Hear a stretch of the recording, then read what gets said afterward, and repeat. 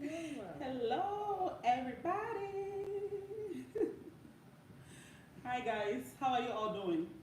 It's your girl Tina, and we're going live very soon. We are live, but we have few seconds to go.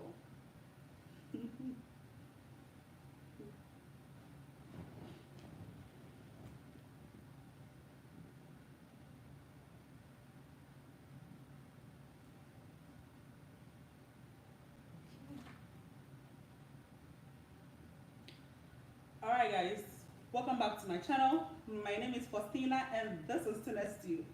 And guess who we have here on Tinastube? Akosua. Hello, Hi. hello. All right, guys. Today we are doing something different. Okay, 2 weeks ago I did a video, a live video with Sandy Life, and we talked about IUD, side effects and all that. Today we're talking about how temperament affects relationships, and this topic has been on my heart so much. Like, anybody who knows me knows that I talk a lot about temperament, and Akosua here also is very passionate about temperament. Very. And let me introduce Akosua to you. She is a good friend of mine. We go to the same church. She's my secret admirer. She doesn't know, but I admire her a lot. You know those people that you admire from a distance and eventually you get close? I admire Akosua a lot. Girl, I do. I really do. I appreciate And that. thank you so I much. admire you. Oh. And thank you for accepting to join me on Tinastube today. Akosua is very intelligent, very eloquent. So get your dictionaries, because some of the words she's be using, you have to look for the definition, okay, the meaning of the words, okay. So Akosua and I are going to talk about temperament, personality. You know how personality affects relationships, how temperament affects. Because in America, I hear a lot of people talk about zodiac, but I know more about temperament. And temperaments are natural tendencies you have. Like, it can be chromosomes from your grandparents, your parents, that makes you as a person. So naturally, you are born with this temperament. There is nothing you can do about it. It comes so natural to you, you have no idea. In fact, somebody will say, how different is temperament from character? Characters are influenced by external forces, like parental influences, school influences, friend, peer pressure, even social media can affect your character. But your temperament, you are born with your temperament, okay? So we have 4 types of temperament. We have the choleric, we have the phlegmatic, we have the sanguine, and we have the melancholic, okay? So we're going to talk about, first of all, we're going to talk about why it's important to know your temperament. And then we will also talk about the negatives, the weaknesses, and the positives, yeah. Because most of the time people like to be associated with the strength, but there are weaknesses in everything. We have to be honest with ourselves. Like, we are all not perfect. Everybody has their downside, and that is why we are doing this. Knowing who you are will help you. So we're going to do a discussion, okay? So just feel free. If you have any question, put it in the comments down below. I'll be reading it and I'll be answering your question after the live. But we want to talk about, so of course I want to tell us why is it important for people to know their temperament. So I want to say, first of all, thank you for having me on your channel. I watch your videos, so now I actually get to be in the video of the person I've been watching. I know, right? Maybe you'll be next. And actually, this topic, like Tina said, it's something that's very dear to me. And all my friends that have known me have known that when they ask me anything to do with marriage, of course, I first of all talk about the fact that the marriage should be based on God. You know, God should always be your foundation. And then the next thing I like to always talk about is temperament. The reason I feel you should know your temperament is your temperament, think of it like there are different templates God uses for characters, right? And when you are coming to this world, you came with a certain template. So you have to understand your template, know how to live with your template in order to have good relationships with other people. So for instance, I say it's good to know your temperament because you know how sometimes you're dealing with somebody and you think to yourself, why is the person this way? You know, why can't they just understand me? Yeah. Anybody who's real friends with me know that I'm talkative. Yeah. So if you are sanguine, which is what I am, which is what Tina is as well. Yes. You are talkative. You're naturally the person that gets into a room. You can make friends easily with people. You blend well. And normally opposites attract, right? Yes. So you end up going for the quieter mate because you want to do all the talking. Now, if you don't understand yourself that I'm talkative, and you don't understand the fact that your partner is the silent type, you get into a relationship, or even sometimes it's friendship. It doesn't have to be a beloved relationship or a marriage relationship, friendships.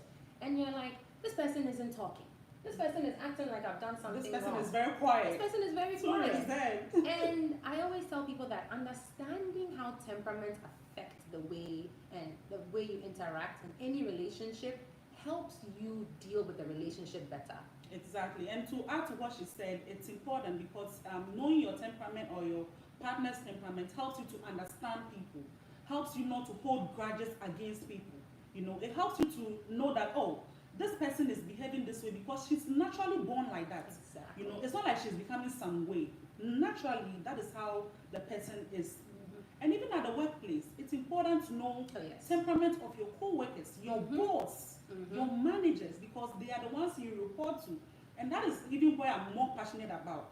Temperament at the workplace. Because most of the times, we tend to look at, oh, the spiritual part, oh, we have to have, but at the workplace too, if you want to have it, because that's where we spend most of our time. 8 hours we are awake. 8 hours a So day imagine going to work with people that you don't know their temperament. Yes. It becomes so difficult for you to blend. Okay. Exactly. So we've talked about why it's important. You need to know your temperament so that you will understand your strengths and your weakness. Yes. And you can also flow with people and you will not hold grudges against people. Yes. You will understand people, you will understand why people act in a certain way, right?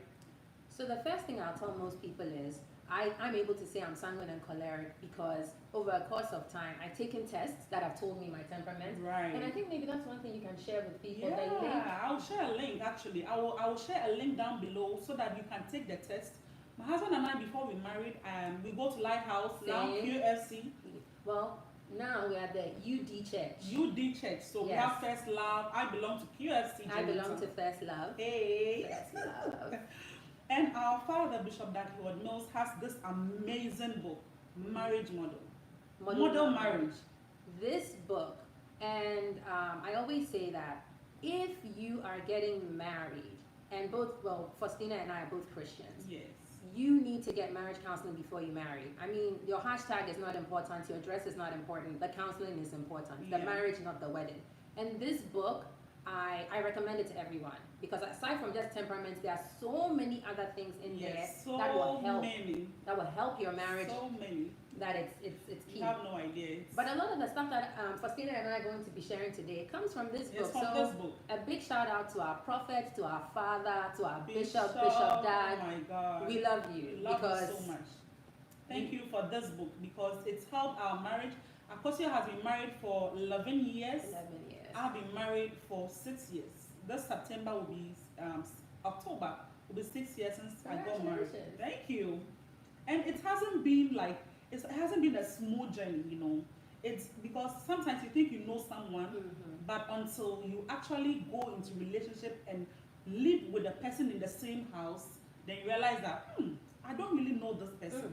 So honestly, Akosua, I can't wait for us to dissect the various temperaments, talk about the negatives and the positives, as in the strength and the weaknesses, and how if you are a choleric wife. So let's start with a choleric wife. So what are some of the strengths and weaknesses of a choleric wife? I'll say let's give everybody kind of highlights of each temperament. Each temperament, okay, so that the people can know. So can identify. Okay, I get so you.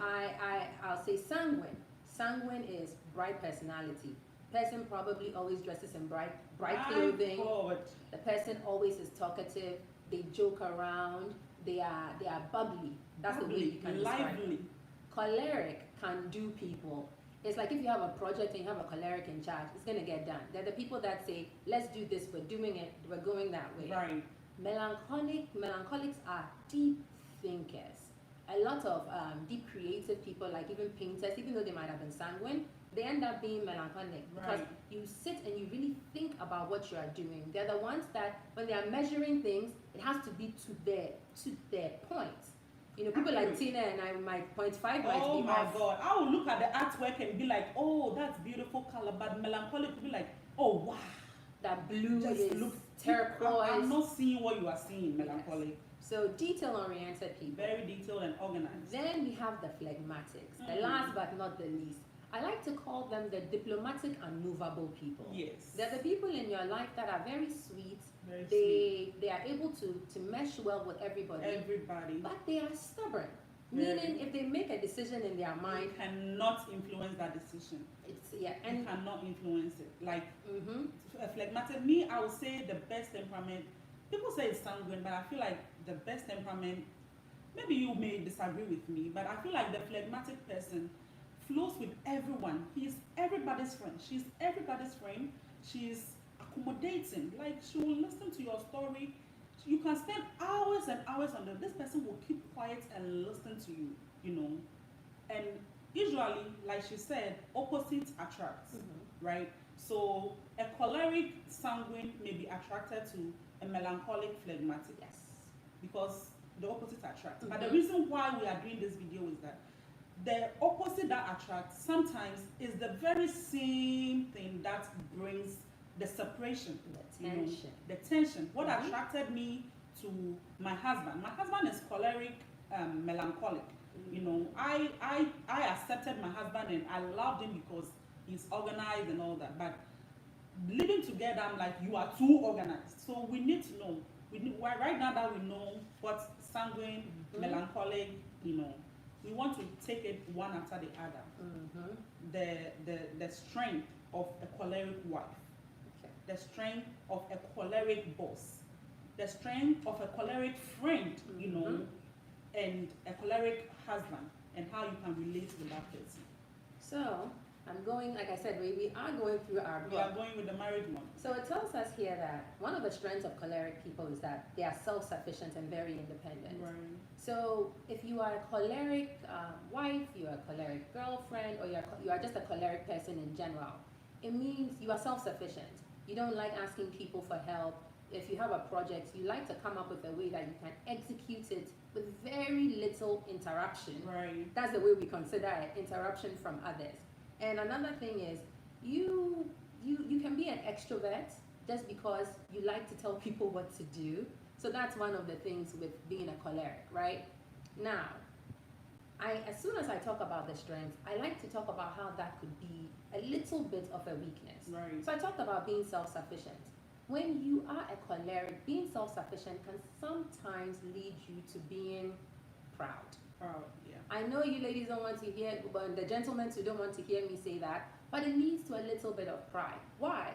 It's because whenever a choleric person wants to do something, they look within themselves and say, this is what I want to do, and this is how I'm going to do it. Yeah. And I move They are going forward. for it. So they don't like to ask for help. Yeah, but they are go-getters. Like, I want this, and imagine having a choleric boss, you know. Yes. They go to meetings with all energy, and it's like, today we are doing this. And I think, Akosua, usually choleric people have good ideas, but sometimes they don't also know how to present it, or maybe they are forceful in the way they present it. So people push back, not because the idea is not good, but just because of how it's being presented. Abrasive. I'm choleric too. And to be honest with you, if I have an idea and I want to push it through, oh my God, naturally, I want it to be like, I want to push it through, like, let's do this, you know. So that is one of the strengths. You are go-getter, you are self-sufficient. And I will also talk about the negative a lot, because the negative is very, very important. Yes. I think the choleric husband is also very, very harsh sometimes. A choleric husband will talk to, and usually they are married to phlegmatic wives, you know, or melancholic wives. So a choleric husband has no filters, you know, will say the thing as it is, you know, and they may not be so attached to the wife in terms of upkeep of the children, helping with the children, you know, homework and all that. The choleric husband is all about, how can I bring money to the house? How can I bring money? So he doesn't care about outing. He doesn't care, like, we should go out and have what? We need to make money, you understand? So the choleric husband is like, oh no, let's make money. I don't have time for dinner. I don't have time for this. Money is more important. So the choleric husband may not pay attention to the wife's emotional needs and support, you know, because all he cares, he's like leaders. He's a leader, and all he cares about is the bottom line. How can I build a house? How can I complete this project? How can I do this? And sometimes the phlegmatic wife, which we'll come to, seeks a lot of attention, especially the melancholic wife, seeks a lot of attention from the choleric husband. And the choleric wife, I will start also with the weakness, and Akosua maybe we'll talk about the strength. The choleric wife is also very, also is very authoritative, So this is what I'll say about choleric women, and it can be a plus and a negative. Yeah. Because whether we like it or not, women were created in the world to bring a certain type of softness. One thing our bishop's wife always says is that men were formed from the dust of the earth, and women were formed from a bone, which is more refined than dust. So it's like God brought us to bring a certain type of finishing, softness, and beauty to everything we come to. Right. And no matter what temperament you are as a woman, that side of you it's always needed in a relationship, right? And the problem becomes when you are too abrasive. And I use the word abrasive because that's the best way you can describe a choleric wife, especially. Yeah. And it's abrasive because immediately something happens, your thought process is to react to it. Yeah. Let's get it under control. Yeah. Let's get this thing to do what it has to do, and let's move on. But because you always attract the opposite temperament, you might not think about the emotional implications. Exactly. A choleric person it's the kind of person that they get angry very fast. Very, very fast. Let me not use the word angry. Irritated. They get irritated very fast. And in their irritation, it'll be very easy for them to spit something out that's like venom. Yeah. And it can damage your partner. Yeah, because words cannot be taken back. Once spoken, it can be taken back. And then the problem is, if you have a partner who thinks very deeply and you're choleric, you say something, and then 20 minutes later, you're over it. Yeah. It's like, it's done. We solved that problem. Yeah, but that person is holding on. That person for is years. holding on to it. If you are married to a melancholic wife, and you are a choleric husband, or a choleric wife married to a melancholic husband, you have to be very, very careful with the words you use. Because the melancholic person holds on to every word. It's like a sanguine person, you say it and she'll not even remember. Like, I don't even remember what my husband and I talked about. Like, I'm very, very forgetful naturally.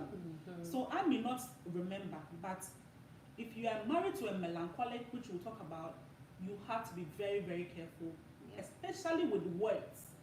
Because it can take them into depression, and it's serious. So I feel we've touched on cholerics a little bit. So can-do people, self-sufficient, but watch out for not being so self-sufficient that you become a little proud and you don't like to ask others for help. Because especially in any relationship, whether it be friendship, whether it be at work, whether it be in marriage, people deal better with you when they feel like we're having a two-way street. Exactly. At work, if you have a choleric boss, you know that if he comes to you a little abrasive, it's fine. They don't mean to hurt your feelings. They are just in the moment that they need to have something executed. Right. Their emotions, they are not very emotionally in tune people in that moment. Right. To them, the goal is at the end. Yes. So now let's talk about sanguines. Sanguines. Hey, we are both sanguines, so we can talk about this like the whole day. But like we said from the intro, a sanguine wife is very, very bubbly, very lively. I mean, you'll be proud to have a sanguine wife. I mean, she will make you so happy. She's everywhere. She's everybody's friend. She lights up the room. As soon as she gets to the room, she's very, very talkative. She talks a lot. And it goes for men too. Yes. A lot of times people often think that sanguines are just women, but no, I have some male sanguine. I have some male sanguine friends. Yes. They are bright. They are talkative. Yes, they like social media a lot. Yes, life of the party. In other words, you have that friend that if you're all getting together, you're like, wait until so and so gets here. Exactly. Like when this person gets here, the party is really. Exactly. Those are the sanguines. But of course, with that kind of attitude, there are some downfalls to it as well. So the sanguine, because you talk so much, you have a propensity to make up stories. And you notice that, I think most sanguines notice it when they are young in their life. Yeah. Because I remember me, I'm sanguine. As a child, I used to, we're both from Ghana, West Africa, and we have these things called stories, Kwekwanansi stories. And I used to tell my grandmother stories. And I used to tell stories where, all of a sudden, in a story that I'm talking about a farm, there is some kind of animal I've invented. Yes. My grandma used to sit and listen to me for hours because I would go on and on. Yeah. So in relationships, because sanguines are the life of the party, and everybody kind of depends on them for that emotional bubbliness, they tend to not be honest all the time. Yes. Yes. They will make up stories They to are keep inconsistent. you. They may even appear unauthentic because Yes. like they are doing the naturally, they are doing this, they are doing that. Today they are saying this, tomorrow they are saying that. So for the sanguine person also needs to understand that if you are dealing with a melancholic person, time is of value to them. Yes. They pay attention to details because a sanguine person has a lot of ideas. They bring a lot to the table, but they will not follow through. They will give the best of ideas, but when it comes to time to implement, you will not find them. No. Sanguines are lively on social media. They like to be in the spotlight. They like to, I'm doing YouTube because I love doing it. It's my passion. They like spotlights. They like to be, but when it comes to house things, a sanguine person may not be very tidy. Let's put it that way. Very tidy. A sanguine person may not organize his kids or his home well because he doesn't have time for the kids. Like I have a melancholic friend. She buys books for her kids. She's always teaching them, and I'm like, oh wow, I wish I can do that. Like I admire that about her, but naturally I have to strive, because I know my weakness. I have to strive and make sure that I can do this. I have to strive and make sure that I meet up. So what I would say is, when you are sanguine, and actually we should have put this in the beginning, and I always speak from a perspective of a Christian because I'm a Christian. But as a Christian, we all have the way we are born. Like Tina and I said, I am sanguine and choleric, so is she. So I can be a little abrasive. I can be, all over the place because I'm sanguine. But when you start to become an adult, and especially you let the Holy Spirit control you, you should become a person who's controlled by the Holy Spirit, and not by your temperament. I always say that being a certain way doesn't give you an excuse to just behave like that. I can't just say that I'm an abrasive choleric wife. So every time I'm having an argument with my husband, I'm going to use harsh words. I'm going to just speak my mind and exit the situation. That's not what we are saying here at all. We're not saying that just because you are born that way, you have to be yourself. But there's always a way to be yourself in a controlled, in a spirit-controlled way, and also in love. So I definitely I agree with Akosua a lot, because we have to always allow the Holy Spirit to work on our weaknesses, because that's where we naturally, that's how we are, but the Holy Spirit helps us to overcome all our weaknesses, and that's how we'll be able to blend even our work. You have to know your weakness as a person, because sometimes it's very hard to believe the wrong about yourself. So you always have to know that this is my weakness, this is who I am, so that when it's being pointed out to you, you may object, but deep down within you, you'll be like, oh, it's true. It's true. This is me. This is something I'm very capable of doing.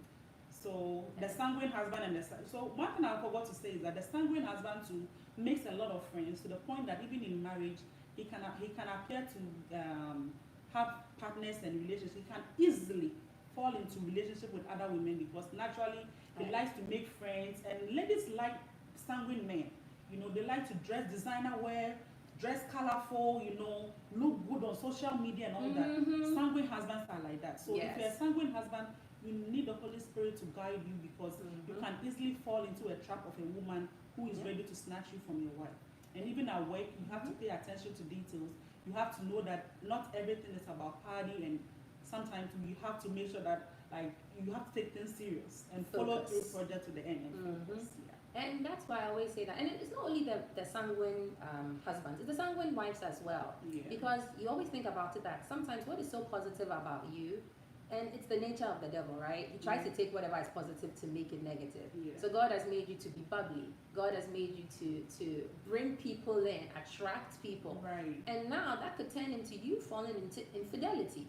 Because you have so many external friends, you have so many people that know you, and it's like everybody is so close to you that it becomes something that can happen. It can happen. And of course, I think also the sanguine friend can also people can't stand sanguine friends because sanguine personalities, because sometimes people are like, why are you always bubbly, and like the phlegmatic person is like, why are you always excited and happy, why and people can be very irritated by sanguine because they're like, you are always bubbly, you are happy. The melancholic person does not understand.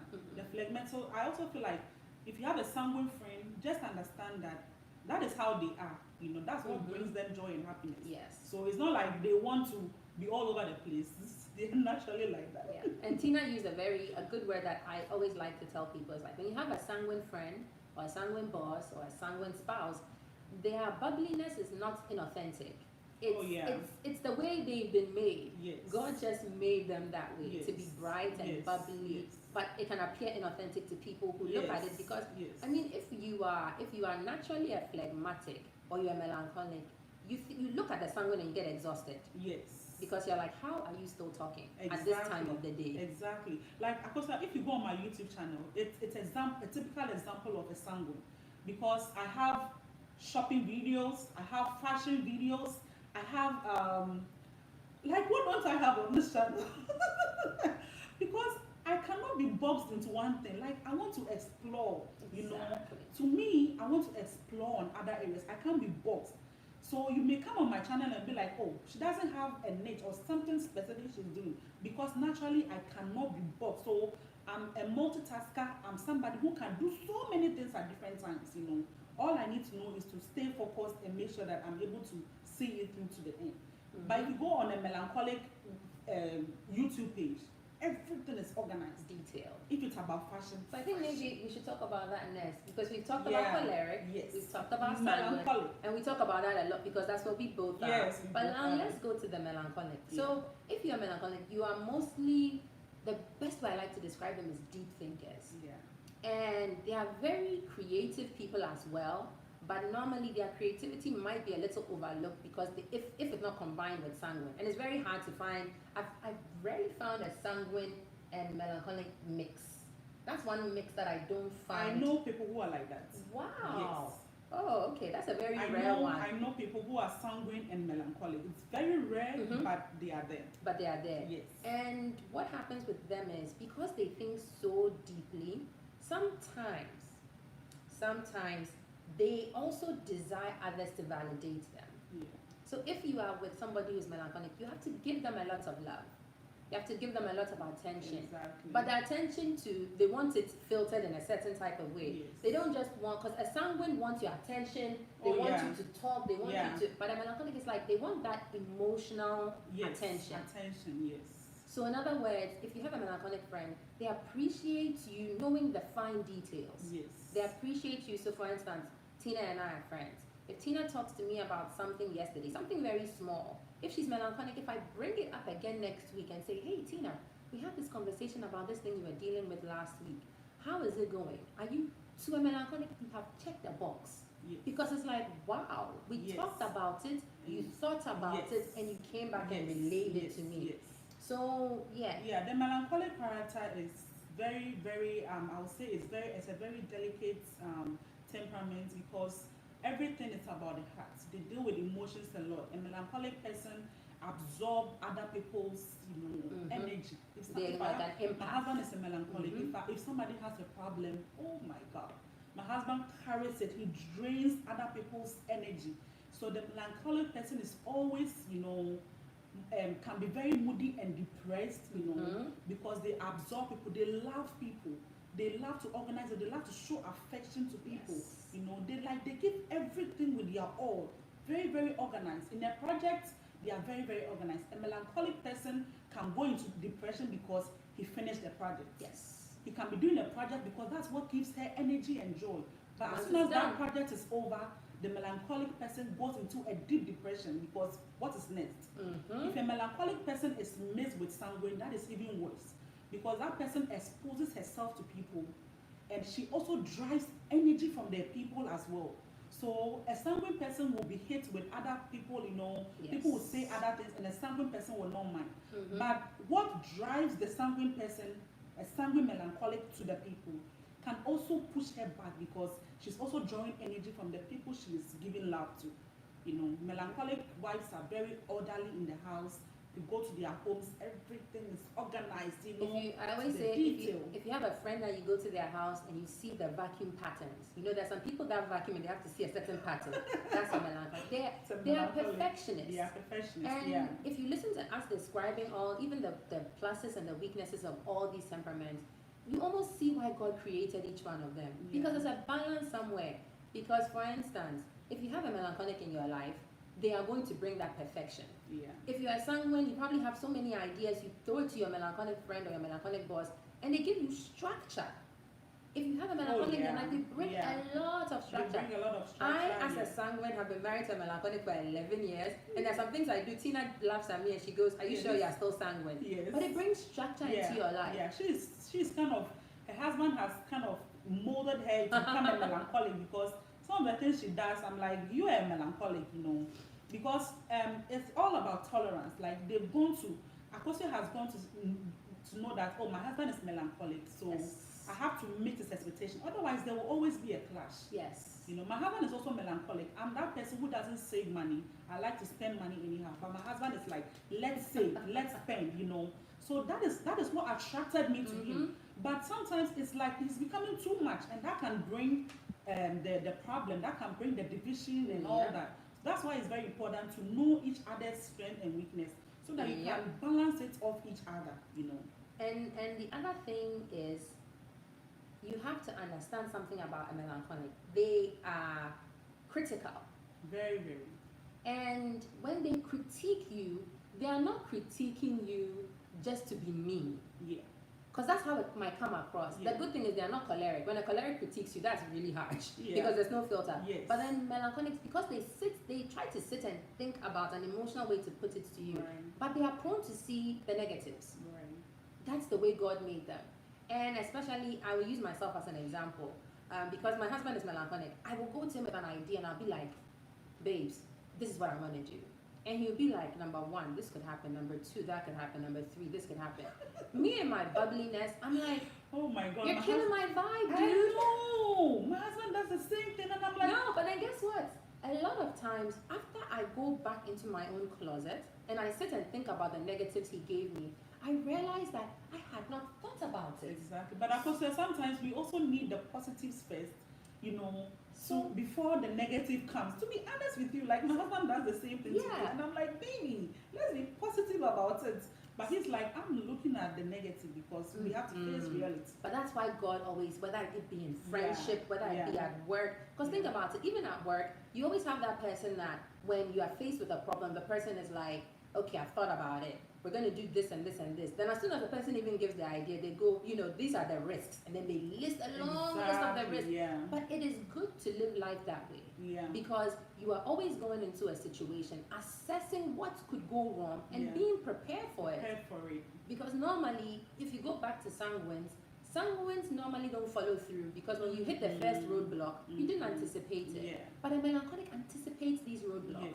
So it's good to know it, so that you know that as a sanguine, I have a best friend who's a melancholic, I have a husband with my bosses. When I take that bright idea and they kind of give me the negatives, don't take that as them shooting it down. Exactly. They are only trying to tell you that, listen, good idea, but have you considered these things that could go wrong?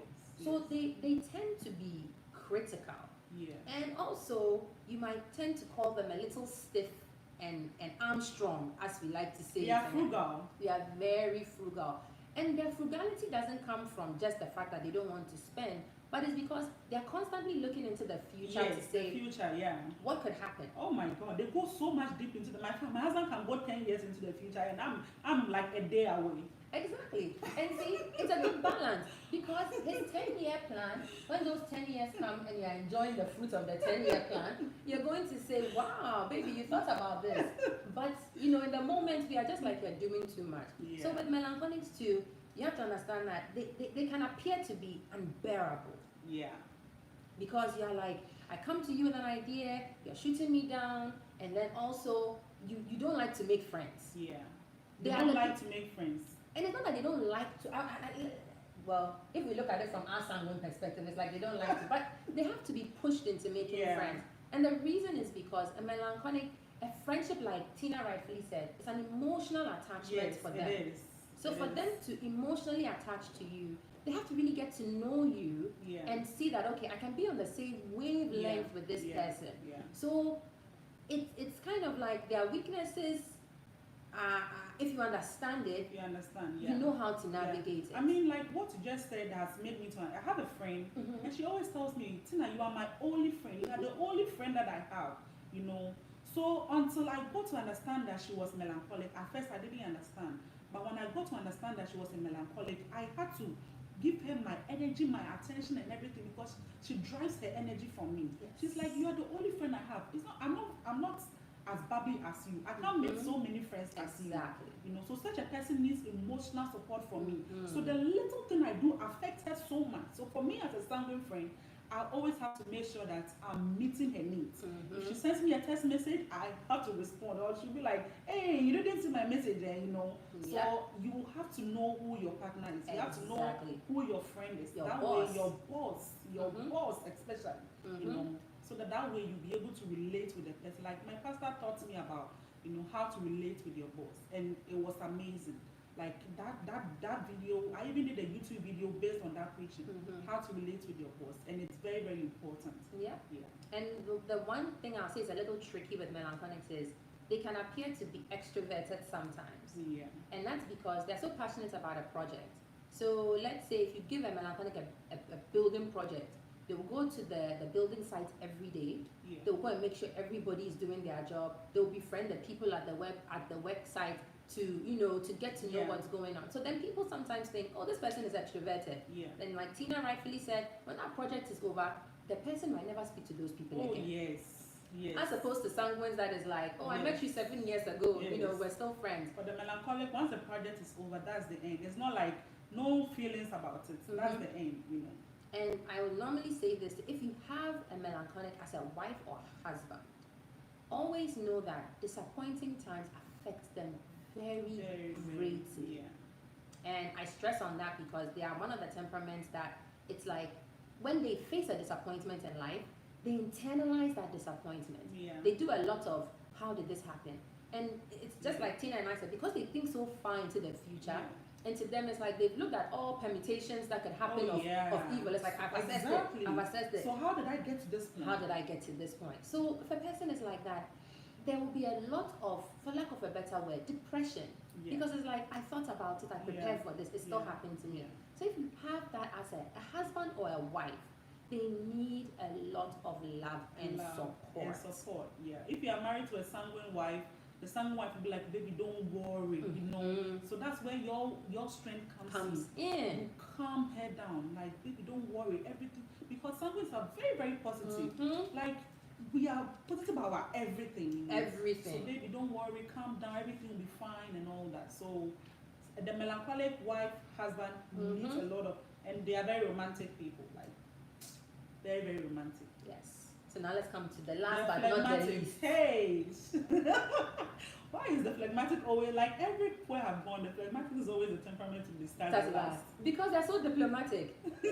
I mean, if we had 4 different temperaments in this room, if you didn't talk about the sanguine first, they'll be like, hey, I mean, I wore my brightest outfit, you didn't talk about me. You didn't talk about the choleric, they'll be like, I have somewhere to be right after this. You didn't talk about the melancholic, they'll be like, why didn't you talk about me first? But the phlegmatic will be patiently sitting in the corner waiting their turn. And one of the funniest things that Bishop ever said was, if you want to understand phlegmatic, and I know this might sound a little disgusting, pardon me, but think about phlegm. If you've ever been congested, and I'm sorry, excuse the visual I'm using, but it's the best way to get you to understand it. If you've ever had phlegm and you spat it out, see how it's just there. It's just there. Even sometimes with water, you try to wash it down your sink, and it's like, I'm there. That's a phlegmatic.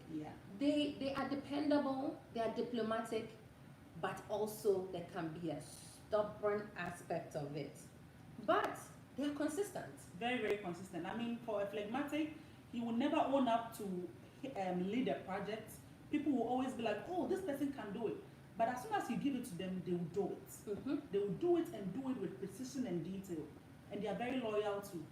If a phlegmatic is on a job, you will never leave that job. So if you are hiring and you are HR here, high phlegmatics, they never leave a job. They are very, very loyal. And I think they also are everybody's friend Yes. because they have so much empathy, they have time to listen to all your problems, they have time to listen to everything you are saying. Mm-hmm. Even on the phone discussion, someone will jump in and all that, but this phlegmatic will keep quiet and listen to you, and be like, oh, okay. And it's very caring too. They're caring. And the thing is, they have a lot of emotions as well, Yeah. but they experience their emotions deep within. Deep within. So every time you never see them, show it. they look like it's the same. The phlegmatic person never shows and I think that's one thing that if you're phlegmatic you have to work on, because they don't show emotions. So if I have a phlegmatic friend and I'm wronging the person, like in account proverb, we have someone said the person who is doing doesn't know that her back is crooked or something. So if I'm hurting you and you are phlegmatic and you are not telling me, how am I supposed to know that you are being hurt? And that's the thing. And because they are, I like to call them the most diplomatic of all the temperaments, they tend to keep a lot of things down. Yeah. And it's like it's always bottled down. But it can take a lot. But one thing I've learned about phlegmatics is it takes a lot to get them irritated. Oh yes, it does. As opposed to a choleric, exactly. It's like one plug. Yes. But if you get a phlegmatic to cross the line of their irritation, that's it. Run and hide. That's it. So a phlegmatic wife, usually, honestly, like if you're a choleric husband, if you're somebody who is like, sorry to say, irresponsible, like deep down within you, you know that you don't really care about women. I would say go in for a phlegmatic wife because she has high tolerance. She can take so much, but the moment she says she's done with the relationship, that is it. She's done. And I think we should also give phlegmatics their credits. They are the peacemakers. Oh yeah. If all four temperaments were people fighting in a room, the phlegmatic would be the one that would say, "Hey guys, let's take a step back. Exactly. Everybody calm down." But the down. Sanguines are also very peaceful. But you see, the Sanguines, we might be the ones that started the fight. We might just be the ones that started it because we said something, and then the Melancholic was like, "Who do you think you're talking to?" And then the Choleric is like, "You grab, be quiet." And then so it's the phlegmatic. They are naturally the peacekeepers. Yeah. A lot of times, I think one of the examples people always use is when you find somebody like Kofi Annan. Yeah. The late Kofi Annan. He was the General Secretary for the UN. Yes. Oh yeah. Really? Oh yeah. I think he passed away last year or earlier this year. Oh my God. Yeah. He was a good example of a phlegmatic. Even when you hear them speak, a phlegmatic speaks one word at a time, very slowly. If you talk to Tina and I, you can tell we're sanguines because it's like we have so much to say, we're going on, but it's like a phlegmatic. It's going to be a cool, very even. Cool. Yeah. Oh yeah, they are lovely. Yes. I mean, phlegmatics are very lovely. Should we talk about their weaknesses? Their weaknesses. They lack drive. They lack drive. And that could be one of the most challenging things because phlegmatics love to have choleric wives. Yes. And it's vice versa. Choleric men love phlegmatic women, and phlegmatic women like choleric men when it comes to relationships. Yes. And it's because they see your drive, okay, let's do it. Let's move forward with it. Yeah. And they, on the other hand, it's kind of like life is what it is. Yeah. It is what it is. It is what it is. That if we could make a T-shirt for a phlegmatic, that's what a T-shirt will make. It is what it is. Like for the phlegmatic, he doesn't see any sense of urgency in anything. Okay. Can't rush them. You can't rush them. That is it. And if they say they won't do it, they won't do it. You can't force them. So a choleric husband may always call the phlegmatic wife lazy and not doing anything. That naturally, she's not bothered by it. Yeah, and the funny thing is, well, there's one thing we haven't talked about all the way through, but I guess I'm not picking on the phlegmatics, but if you are married to a phlegmatic man, he might be unmotivated when it comes to even something like sex. Oh yeah. And the woman too. Especially the women. Especially the women. They will be unmotivated. It's like, you have yourself a sanguine wife who is probably, you come home, she's wearing some lingerie. Oh, yes. She's like spread rose petals in the room. It's like, baby, tonight. Your phlegmatic wife or husband is just like, they are born to be content with their current situation. Yeah. That's the way God made them. Yeah. And sometimes it's good because even the Bible tells us that godliness with contentment is great gain. Gain. So with everything that God has made is beautiful. It's beautiful. I and mean, has all its these place. temperaments are so beautiful. Like going through them, I realize that they are all so beautiful, and God put us all together so that we can find each other. You know, so that is where this the purpose of this video comes in. That you have to take your time and study people, because if we do that, you know, the world will be a very peaceful place. Yes. I drive and I see people who are cholerics on the road, because those people are always banging and they're always in a rush and they are giving a finger while they are driving, like always hot-tempered, you know. And then you see people who are also, you know, like temperament comes to play in everything, driving on the road, working, relationships, everything. It's a very, very important thing that I feel like we always have to talk about it, to remind people that this is who you are. First of all, you have to accept yourself for other people to accept you. Exactly. And I agree with what Tina said. The first thing with me when it comes to temperament, any relationship, is know your temperament. Yeah. I think after we've even given these highlights on the temperament, Yes. I'm sure you are starting to see yourself somewhere. Yes. But sometimes every one of us, I've not met people who are just one thing, but we are normally a mix of different temperaments. Yes. So I'll say the link that Tina is going to post after we're done with the live, take the test, find out your temperament. Find out who you are. So once you know who you are, two, start to notice who the people you deal with are. So of course, spouses, because you deal with them on a daily basis, even your children. Yeah. Even knowing your child's children, temperament. because your children can easily spot who you are. Like my son knows I'm a sanguine. She knows that I don't, because he behaves in a certain way when my husband is not around. And I feel like he's taking advantage of me because he knows the mommy will not care, right? So your kids know your temperament. So you have to know who you are so that you can allow, you know, you have to be tough. Like a sanguine wife, you have to allow yourself to toughen up. You have to make sure that you are not leading the kids astray. Yes. You are not letting them do anything they want. Because somebody will be like, oh, this woman, she didn't train her kids well. It's not like she didn't train her kids well. She just doesn't know how to. Exactly. You know, and that's where the Holy Spirit comes in to complement our weakness, you know. Because the Bible says that wherever our weakness is, His strength is being made manifest. Yes. So if you allow the Holy Spirit to come and tell God, I'm somebody who does not keep my promises. I don't pay attention to details, you know.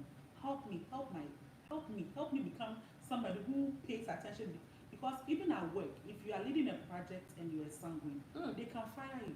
You can lose your job because you did not pay attention to the details and weakness. And that's what gets. So as we talk about each one of these, one, knowing yourself helps you to deal with people. It does. Knowing the people that you interact with helps you to be more tolerant. Yes.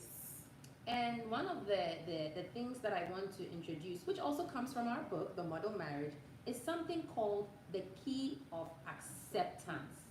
What the key of acceptance basically means is, if you are in a relationship, be it work, marriage, dating, you have to be willing to accept that there are certain things about a person that is the way God made them.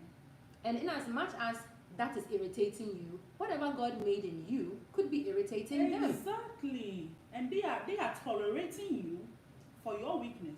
So you have to tolerate the other person for their weakness. And I always say that beauty comes the most in diversity. Yeah. When something is just the same all the time, then it becomes boring, right? But when something is not as, you know, there's so many different facets of a thing, that's what brings beauty. So I will use myself for example. I'm a sanguine and a choleric, meaning I'm bright, I'm bubbly, but because of my choleric nature, which the older I get, I think is becoming more, I'm always like, let's do this. This is what I want to do. Let's get to it. Let's get the task done. I can be the kind of person that if I maybe ask my husband to do something for me, and he doesn't do it right away, I can get annoyed. Yes. But as I've been married for these 11 years, I've realized that annoyance that creeps up in me in that very moment, it's the way I've been made. But I'm not as a wife, I will not disrespect my husband. I will try my best, always never to disrespect him. And no matter what temperament your husband is, men have an ego. And as a wife, you should try your best Yeah. not to damage it. Exactly. Because especially a choleric wife married to a phlegmatic husband. Yes. So try your best not to damage it. Yeah. And I realized that when I get upset in those moments, it is not going to be beneficial for me to emote. Yeah. And by what I mean by emote is when a choleric is very angry, if they scream or if they talk harshly or even if they slam a door, it goes away because it's like that deep thing inside Yes. you has come all the way out. All the way out. But if you emote that to your melancholic husband or phlegmatic husband, you have damaged them. Yes. Because you slam the door and you feel Yes. better, they are going to be thinking about that door slam for ages So, to come. Akosua, what about people who are already in relationship and like they didn't marry the opposites, but like maybe The same. The same. See, a lot of times the same in the beginning is beautiful, right? Because you're like, oh, I like to talk, he likes to talk. Yeah. I like to spend money, he likes to spend money. Then until one day, especially if you are the wife, you look at your account and you're like, hey, yeah. Where are the savings? Where are the savings? And Where he's are like, the this? I don't know. So if you guys are the same, what I normally advise you do is always think about your weaknesses. Because now, a lot of times, it's easy when opposites attract because where the person is weak, you are strong. Yes. If you have a melancholic husband, he's not going to be pushed to make a lot of friends. He marries a sanguine wife. Sanguine is going to be pushed to make friends. Yes. A lot of times, a lot of pastors are melancholics. Yes, They are deep-thinking people. Yeah. And mostly they are attracted to sanguine wives. Yes. Because a pastor's wife is supposed to be nice, inviting, open, Yes, bringing people in. So it's like he's depending on you for that. But if a melancholic husband has a melancholic wife, now we both have to understand that we don't know how to bring people in. Yeah. And that's where I talked about the fact that don't just accept it and say, I'm a melancholic or I'm a sanguine, I'm a choleric, and I can't do anything about it. No, there's always something to be learned and a character you can, I'll say a temperament that you can draw from. So if you find yourselves being the same, once again, you can find in this book, it lists actually by husband and by wife, strengths and weaknesses of all temperaments. So get a book like this, read it, identify those weaknesses, and then work together. Yeah. Work together at them. Because if we're both sanguine, we know that saving and being tidy and being orderly, that's something we will struggle with. So then we both attack it together. So that's what I would say, that if you are the same, you should identify the weaknesses as a unit, and always work on it. Work to bring those up. I have a friend, like when I was in Ghana, he, before he went into relationship, would always say that I'm looking for this temperament. It wasn't about looks, it was nothing about looks for him. Temperament was key. He said, the person I'm looking for has to be melancholic, choleric. That is all he was looking for. So he wants detailed and can do. Exactly, because he's been in a relationship, a marriage that didn't work. So for him going again, he realized that I don't want the same person like me. I want complete opposite me, you know. So some people, when they are looking for a relationship, they are more concerned about temperament than physical looks, because physical looks, I'm telling you, people who are very beautiful divorce, and you'll be like, why is this man divorcing this woman? You know, maybe it's because the personalities are not working together. So it's very, very important that we all pay attention to our personalities, most especially even at work, as friends, you know, friendships. Know who the person is, so that when the person is reacting, you'll be like, oh, at church we talk about personalities a lot. All the time. Her melancholic has come, you know, oh, her choleric has come. So that is when we bring the acceptance in, that she's acting this way, nothing personal. Nothing personal. That is how she is, you know. So we get to understand and accept each other. Yeah. So the key of acceptance is very important. Very important. And you can apply it at work. You can apply it in your relationship. You can apply it in your marriage. And I feel like when you hone in on the key of acceptance, it makes you look at yourself and that person, and it makes you say, hey, if I have chosen, and a lot of times people say love is a feeling. I often say love is not a feeling. Love is a choice. Yeah. It is a choice. It's an action word. Anything that's a verb, you choose to do it. Yes. So love is an action word. Yes. If you choose to be in a loving friendship relationship, a loving marriage, a loving, dating relationship with anybody, you should learn to say that there are certain things I am just going to have to accept about this person. no matter with the way the person is. Exactly. Because if I say I want to have a friendship with Tina, I can't tell her, Tina, you have to change this about yourself, change this about yourself, and change that about yourself. I'm not saying you can't offer some constructive criticism. You always can. But then there are certain things about a person that will not change. Yeah. Like me and my talkativeness. Anybody who knows me from birth till now, if I'm comfortable and I'm in a room where I feel like I can talk, I will talk. Exactly, and that's why I even wanted to talk about that. For sanguines, they need to be comfortable with the other person. Like me, when I started my YouTube, a lot of people were like, "Oh, we didn't know that about you." Especially when I started doing the funny stuff, people were like, "Oh, we didn't know that about you." Yes, because you haven't gotten close to me. But those who know me from primary, from SHS, how do you even say it here now? High school and middle school, you know, they are like, "Oh my God, you've never changed. When will you change?" You know. But if you don't know me, you will never know exactly who I am. Exactly. And that's also one thing. People always open up to people and pour out who they really are if they feel accepted. If they don't feel accepted, you will not get their authentic self. Yes. They will act fake to you because they haven't been accepted. But if you accept them, they go all out and show you exactly who they are. Because they don't want to be judged. Because sanguines are also very sensitive. Yes. Like I'm sanguine, you may think that, oh, because I'm lively, bubbly, I don't care about. I'm also very, very sensitive. You know, I also drive energy from what people say and about all that. you. Exactly. Yep. And that's what I was going to say, that the two temperaments that fit the mold that Tina is talking about are melancholics and sanguines. Yeah. Because there are people who, for not that they care so much what, yes, they do care what people think about them, but they crave acceptance. Yes. Yes. My friend is always like, "Hey, Tina, she needs attention from."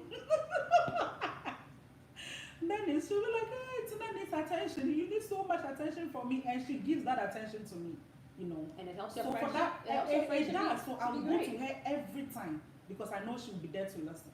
Even if she'll not listen now, she'll call later and say, "Hey, what were you saying?" You know. So we have to learn how to accept each other and live peacefully. Yes. It's been a very good, almost 1 hour talk. Wow. And you Time guys flies. have been watching the screen. You guys have stayed through to the end. You know. So thank you all so much for joining us in this live video. Anything else to say? No, I was just going to say thank you for having me. Yes. And Thank you so much, Akosua, too, for coming. I mean, it's been very insightful, and even talking about it, I've also learned a lot through talking, you know. And I hope to do more of these videos. I hope to do, you know, something that, because people reach out to me a lot.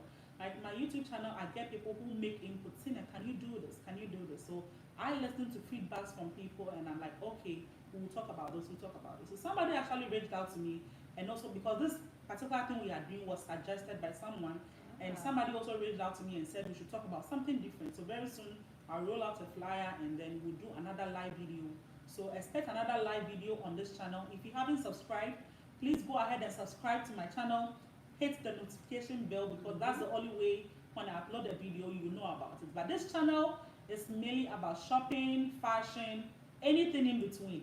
Anything in between, because a sanguine YouTuber doesn't do only one thing. No. And you can also follow me on Instagram at Tinastube, and you can follow Akosua on Instagram at Akosua. If you follow me on my Akosua4, yeah. So, and if you also follow me on my YouTube, my Instagram stories, I also share a lot there. So thank you all so much for joining us. It's been wonderful having you all, and see you next time. Bye.